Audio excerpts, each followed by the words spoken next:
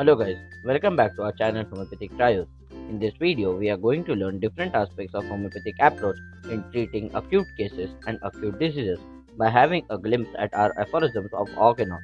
So do not forget to like, share and subscribe to our channel and help us to reach 490 subscribers with this video. So without wasting much more time, let's dive in straight into our today's topic. So the very first thing that we are going to understand is what are acute diseases. Now, this is very nicely explained by Master Samuel Hahnemann in our Organon in the aphorism 72.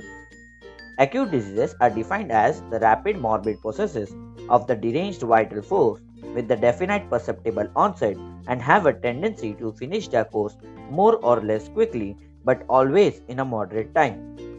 So, from the above definition, it is quite clear that the diseases which are rapid and have a definite onset and which complete their course quickly can be called as acute diseases, and the duration of their illness is usually 2 to 3 months roughly. So the next thing that we are going to understand are the different types of acute diseases. So according to aphorism 73 of our Organon, acute diseases are broadly of 3 different types. The first one is individual acute disease, the next is sporadic acute disease, and the third one is the epidemic acute diseases. Now, individual acute diseases are the ones which affect only a single person at a single time, and the cause for such diseases are usually endogenous. For example, excess or deficiency in food, or mental emotions, or overheating, etc. While the sporadic acute diseases are those type of acute diseases which attack several people at the same time but in different locations. For example, a group of people in Assam are attacked by fever, while another group in Mumbai are attacked by headache due to change of weather, etc. So here, the disease-causing agents are usually related to the meteoric, that is climatic or atmospheric, and telluric, that is changes occurring in soil, water, etc.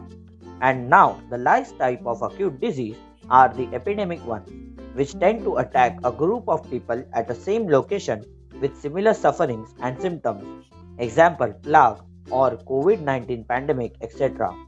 So, the next we have to learn is how do we approach such cases, or what are the points that have to be included to form a totality of acute diseases. So, the first point that has to be included in the totality of the acute diseases is causation or the causative modality. The first, most important and $1 million point of this totality for acute diseases, which determines the selection of remedy.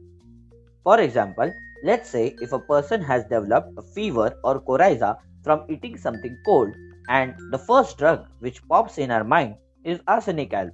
So this becomes a great hint for this remedy. The next is location of the symptoms.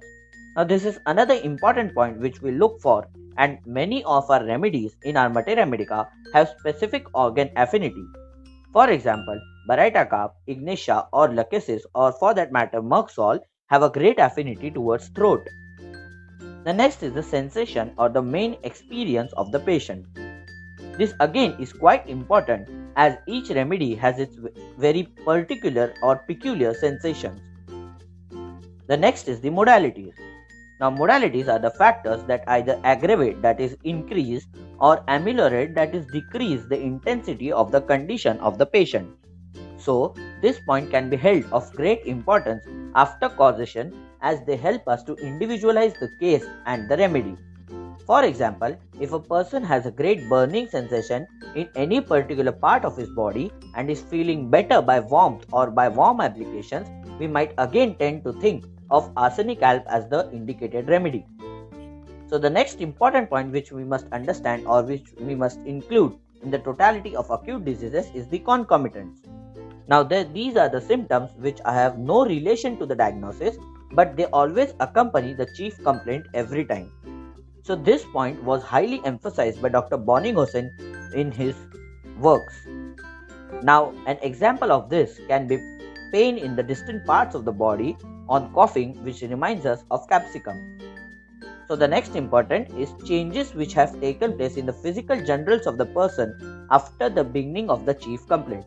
For example, If a person has reduced thirst or increase in the appetite after the onset of the chief complaint, then this can also prove as an important indication for various remedies in a multiremedica. The next is the mental state of a person.